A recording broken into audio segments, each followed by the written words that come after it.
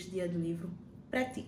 E sendo hoje o dia do livro e também o aniversário da minha mãe, parabéns mamis, hoje eu vim falar sobre o Dream Bookshelf e a relação que eu tenho com os livros. Eu já fiz aqui a tour da estante, eu já mostrei a minha TBR, já falei no primeiro vídeo, né, que eu tenho duas paixões no momento e uma delas são os livros.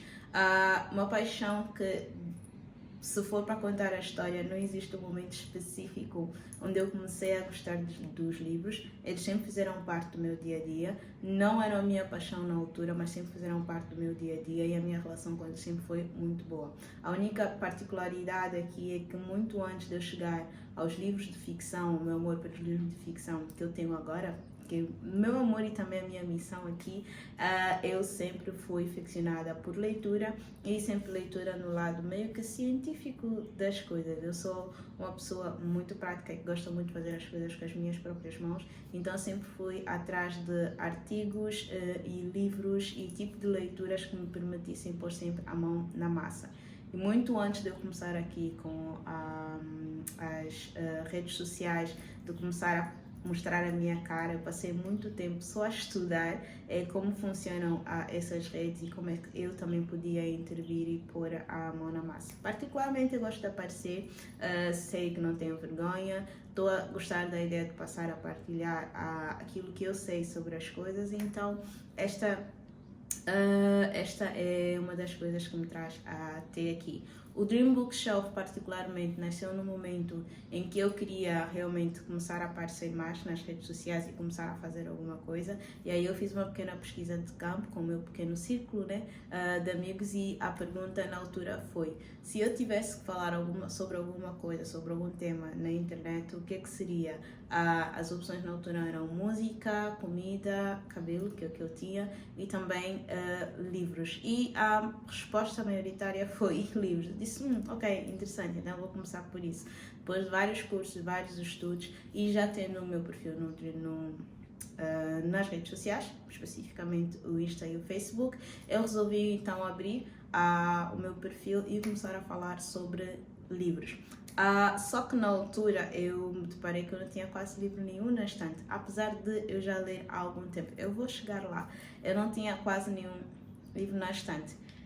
E como é que uma pessoa que quer falar sobre livros e gosta de livros não tem nenhum livro na estante? Vamos voltar um pouco atrás, onde eu disse que eu sempre tive uma boa relação com os livros e eu sempre gostei muito de ler livros especificamente voltado para artes em que eu podia fazer com as próprias mãos. O meu primeiro contacto que eu tenho com livro de ficção, tirando os livros da Turma da Mônica e Tio Patinhas e Lucky Luke, que fez parte da minha infância, foi o livro Clube das Chaves, que foi um livro que me foi oferecido, né, por uma vizinha. Aí eu gostei tanto do livro que eu comecei a procurar por os outros livros da mesma série, que eu descobri depois que era uma série de 15 ou 16 livros na altura, e eu já tinha o 8º livro, então assim, a minha mente curiosa tinha que saber como é que começou e qual era o final, e foi aí que eu comecei a caça dos livros, e na altura já me apercebi que quase não havia livros do Clube das Chaves que é para eu poder ler. Eu não tinha ideia de quem era o autor, deu-me a entender que passava assim em Portugal, né? Mas não tinha ideia de procurar por autor, e na minha cabeça eu tinha que procurar apenas nas livrarias em Angola. Não viajava muito na altura, então ainda que se alguém tivesse a fazer uma viagem fora, principalmente meus pais, o meu foco nunca era comprar livros, mas sim comprar CDs de música, porque era muito mais ficcionada por música, que apesar de ter livros em casa que eram mais sebentas e livros didáticos, livros de ficção não tinha muito, e então o meu foco era sempre, olha, traz uma revistinha para mim, né, aquelas super pops e whatever, ou traz CDs de música específicos de cantores que eu estava a curtir na altura. Aí depois eu tive contato com outros livros de ficção, especificamente os 5, Aventuras, e depois também comecei a ter contato com livros internacionais. O meu primeiro livro internacional foi um clássico, que foram Contos de Andersen, que não é coincidência que eu tenho o livro dele aqui. Eu gostei muito de ter contato com o livro dele, foi aí que eu comecei a gostar também da história da Pequena Sereia, e depois disso o meu contato com os livros de ficção pararam durante muito tempo. Mais tarde, na época do colégio, né, já estava quase a ir para a faculdade, foi que eu li o meu primeiro livro de ficção para adultos, um romance, que foi da Nora Roberts. Apaixonei pela história, apaixonei pela autora, apaixonei por tudo o livro, e eu descobri que ele tinha uma continuação. Então aí começou uma outra caça, né? Se tem uma continuação, preciso saber o que acontece no próximo livro. Que eu só fui encontrar o segundo livro 2 anos depois. As livrarias cá existiam, estavam a tentar surgir uma ou outra, que na altura eram novelas, né, que eu consegui encontrar a livraria. Então foi para onde eu passei todos os fins de semana, que é para conseguir encontrar um livro para eu poder ler, que foi aí que eu consegui também fazer um pequeno acúmulo de livros da Nora Roberts. Como eu descobri que afinal tinha mais um livro, desses livros era uma trilogia, na altura eu nem sequer tinha a ideia de que era trilogia ou não. Eu resolvi então caçar o terceiro livro. Antes de eu dizer como foi que eu encontrei o terceiro livro, vamos voltar um pouco para a fase do colégio, onde eu tive contato com Anderson, que o outro livro de ficção que eu li na altura foi o Harry Potter, que na altura foi o 7º livro, que foi O Prisioneiro de Azkaban, que eu me apaixonei pela leitura e que eu não gostei da adaptação, porque esse é o tipo de pessoa. Eu vou explicar no fim porque eu não gostei muito da adaptação, mas aí, fast forward um pouquinho para o presente, mas ainda no passado, eu encontrei então o terceiro livro da Nora Roberts, já na época da faculdade, mas no formato digital, e o livro em inglês. Isso vai dar uma história para um outro vídeo de como e porquê que eu leio os livros em inglês, mas foi o livro que eu encontrei em inglês, depois de eu ter descoberto essa metodologia, então foi o método que eu passei aqui para conseguir ler mais livros. Como eu não tinha muita noção de vários autores, gêneros literários, nem nada disso, então fiquei apenas pelos livros da Nora Roberts e acabei por praticamente ler quase todos os livros dela que eu podia ter lido na altura. Avançando um pouco mais para a faculdade, né, eu já tinha um tablet e um computador. Eu usava o meu tablet exatamente para ler os livros. Não era Kindle, era o mesmo PDF que eu punha no tablet e eu ficava a ler os meus livros, e era fixe porque eu podia fazer isso enquanto eu viajava. Foi aí então que eu formei um pequeno clube do livro de 3 pessoas e nós fizemos uma troca de livros digitais que nós tínhamos. Eu recebi assim uma pasta com vários livros, e aí o meu como é que eu posso dizer, o universo literário para mim ficou ainda mais expandido. Foi que eu descobri outros autores. Antes, inclusive, de ter essa página, eu já tinha ido buscar outros livros que eu gostava de ler, como na altura eu tinha assistido o filme Tomorrow When the War Began, e eu olhei para aquele filme, eu assisti aquele filme, eu pensei, isso tem cara de livro, e eu fui fazer a minha pesquisa e encontrei o livro, a série toda, e também Percy Jackson e tudo mais. Nessa pasta que eu recebi das minhas amigas, né, do Clube do Livro da Altura, que éramos só 3, eu descobri vários outros autores na qual eu fiquei ficcionada na altura. Laura Lee, Carrie Mary Moning. Laura Lee são da época dos livros hot, né? Laura Lee, Carrie Mary Moning, os livros da Arlequim, dos mais leves aos mais hot também. Descobri isso? Ok, vamos voltar mais uma vez na faculdade e dizer que nessa altura em que eu estava a ler Nora Roberts, eu consegui também ter contato com um novo autor, que na altura foi o Dan Brown. Eu tinha lido quase todos os livros do Dan Brown na altura, mas em livros emprestados. Voltando agora para o presente, na parte em que eu estou na pasta de livros digitais, esta foi a forma que eu consegui encontrar vários novos autores, das quais eu gostei dos livros, e então eu passei a fazer a pesquisa e o download desses livros nessa altura da faculdade. Aí depois eu aprendi a ter consciência de que eu podia então começar a comprar livros nas livrarias, que eu ia sempre à busca de um ou outro. Portanto, estava a montar, né, o meu pack dos livros da Nora Roberts, e várias livrarias estavam abertas até, eu acredito, 2010, 2012. Em Angola eu fazia sempre uma visita e ia sempre procurar algum livro que fosse chamar a atenção, né? Na altura tinha assim Crepúsculo e alguns similares, mas não foi muito a minha onda, eu não caí na onda, mesmo depois de ter assistido os filmes, não chamou o meu interesse na altura. E aí depois as livrarias fecharam de vez e eu só conseguia comprar livros para sempre que viajava, que também não eram muitas vezes. Fast forward para o futuro, já estou a criar o Dream Bookshelf e não tenho livros na estante. Ok, como é que eu faço que é para falar sobre livros se eu não tenho livro na estante? Depois de eu ter explicado tudo aquilo, eu tinha duas opções. A primeira era ou eu comprava primeiro os livros que eu queria, que eu precisava para montar a estante, e aí depois começava a falar sobre ele, ou eu começava exatamente com o que eu não tinha, mostrava a estante do jeito que estava, que era mais ou menos assim, né, toda pequenininha, e aí depois eu ia mostrar a evolução da estante e à medida que eu fosse falando sobre eles. Eu escolhi a segunda opção. Então eu comecei primeiro por mostrar os poucos livros que eu tinha na estante. Na altura o meu tablet ainda funcionava e eu comecei finalmente a ler o livro Tomorrow, a série de livros Tomorrow When the World Began, que eu tinha comprado para aí uns quase 10 anos antes e não tinha lido. E comecei também e criei também um quadro no próprio Instagram que era adaptações literárias, né? Onde eu usava das séries que estavam a fazer sucesso no momento, que estávamos muito a ver muitas séries na Netflix por causa da pandemia e por estarmos em lockdown, então eu comecei a usar dessas séries que é para poder trazer conteúdo para a internet, onde eu falava sobre adaptações literárias e a origem dessas séries que aí tinham.